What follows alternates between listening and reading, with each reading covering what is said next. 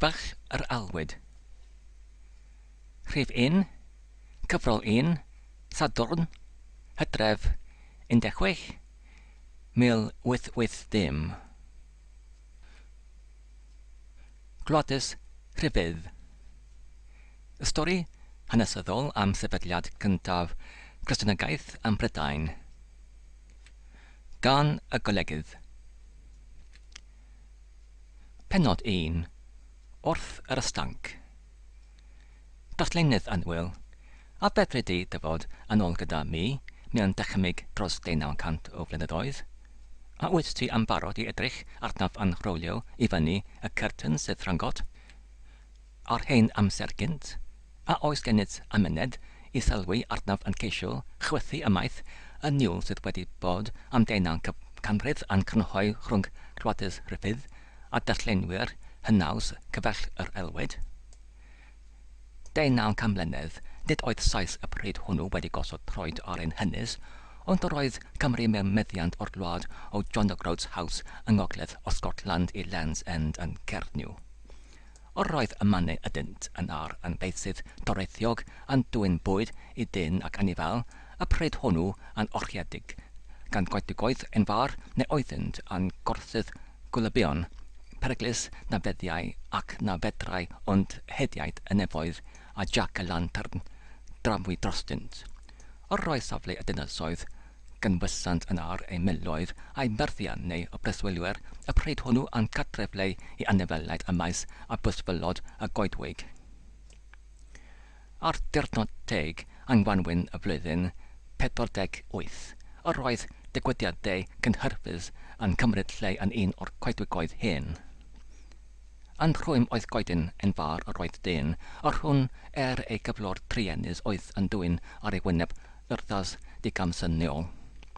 O'i amgylch yr oedd amryw dynion yn arfwysg y rhai a gellid adwain y milwyr rhifennig. Y rhai dan Aulus Plautius oeddent wedi bod bellach ers yn agos i 5 mlynedd yn rhifela yn erbyn y Brydeiniaid. Yr oedd y gwir hyn yn brysur grigio ffagodau o amgylch y cachoror tra yr oedd sypyn yn fawr o fanwyd wedi ei gasglu gerllaw i wneud i'r tân gynnu yn gyflymach. Nid oedd eisiau edrych elfaith i deall dy ben y paratoadau. Yr oedd ydyn yn ffodus ar gael ei ferthyru. Mewn geri eraill yr oedd ar gael ei losgu i farwolaeth. Ar y gwasllt gerllaw godweddau dyn ieuanc. Yr oedd y las wydden, bytus ar ei arfwysg yn ei defnodi fel cynwriad. Edrychai gyda dibatrwch ar diodefiadau y cachoror yr hwn oedd yn ar wedi plygu ei ben mewn tristwch ac anobaith a'i farthwen hirlais yn drysu am plyth y ffagodau a'r manwyd. Pan welodd y cynwriad ieuanc fod y cwbl yn barod, gododd ar ei draed a chan sefyll o flaen y cachoror dywydodd mewn tôn fatwarus. O pa le yn ar y maent y diw? Cyfrodd y dyn rhymedig a cododd ei ben, pan welodd un o'r degwriaid yn sefyll a ffagl gynedig yn ei law yn barod i osod tân yn y manwydd o'i amgylch.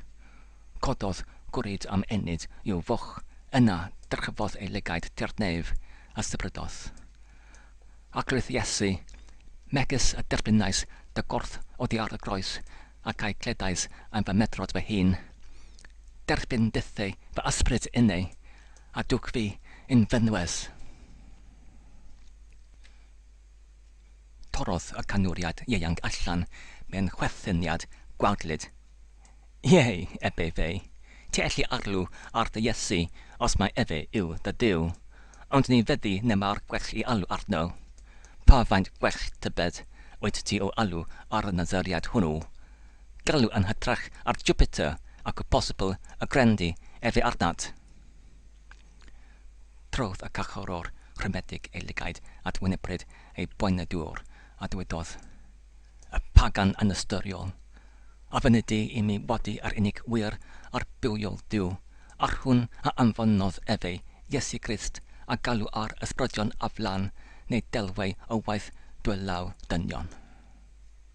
Y diwiau an gweredo, eber degwriad mewn syndod, darllen a digyfaint, a glywfodd cluster Rhufeinig a fath beth o'r blaen, y cywiaethiwaith yma yn beddio galw bonedwr Rhufeinig urddasol yn bagan. Caniata o flaenor pendigaidd I mi dynnu ei dafod o'r goraidd. Na, cymer bwll hefyd, dacwynius fydlawn, eber canwriad eto angwennu. Ni chadd neb erioed dywedyd fod ar y canwriad Junius ofyn tafod ar un dyn byw. Ac heblaw hynny, byth yn gymwynas i'r dyn yma, drian, gael ysmwyddau ei demladau, canydd gwyddwch, bawb ohonoch mae rhy galon dyner, yr adwydd fi yn arfer bod bob amser. Mynd mas fy niw sydd wedi hogyn cledd, ebe tarcwynius, yr rwyd yn rhy dyner o'r ci yma, yn awr bodd bynnag. Cei dywed hynny pan fydwydd wedi gorffen ag ef, a teipodd Junius gyda gwein oeraidd. Yna gan droi darchefn at y cachorwr ebe fe.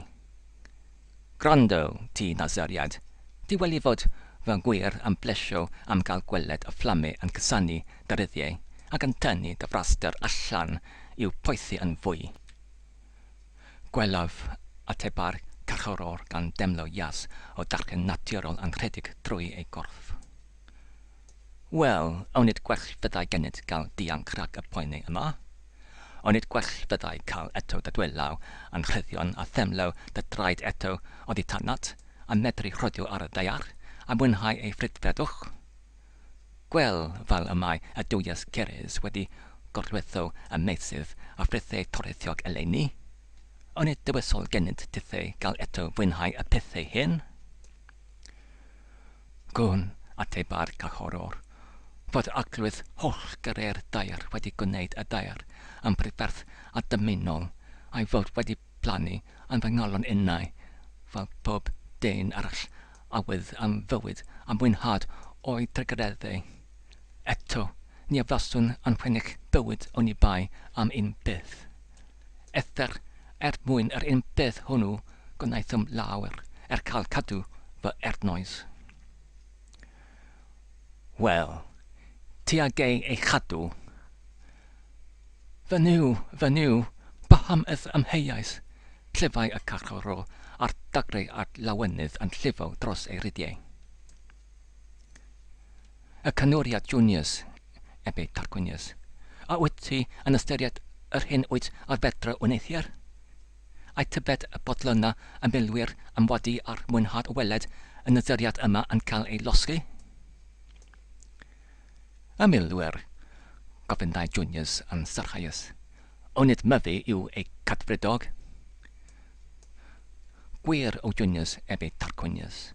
Eto gwyddost mae ei hawl hwy yn cael mwynhau yr olygfa hon ar ôl y diwyd bendant di. Yn wir yr oedd yn amlwg fod y milwyr mewn cyffro. O'r oeddent yn crynhoi yn dyrau o hanner dwysyn yma a thraw ac yn siarad yn gyflym a phenderfynol. O'r oedd un aneblydd yn presio'r fyned o'r nalltwr i'r llall ac o'r diwedd dynysodd hwnnw at y cynwriad ac ebe fe. Y mae y milwyr yn hyderu na fydd i'r cynwriad urddasol nac ai ni a mwynhad o weled y nysyriad yma yn cael ei bythyru. Hach, Marius ebe'r cynwriad, a ydynt yn disgwyl ymlaen gymaint am y mwynhad? Ydynt mynd y diwiau, ebe Marius, a bydd yn chwethig iawn gandynt demlo nad yw Junius yn hydio am ei pleserau. Boed ydynt adael rhangof fi a hynny, ebe Junius. Gyfalaf na chant dioddef, ond eto gachoror, ebe fe gan droi ato. Yr wydd yn dywedyd, y ceidi, dy fywyd. Y nef add fendithio, ebe carchoror.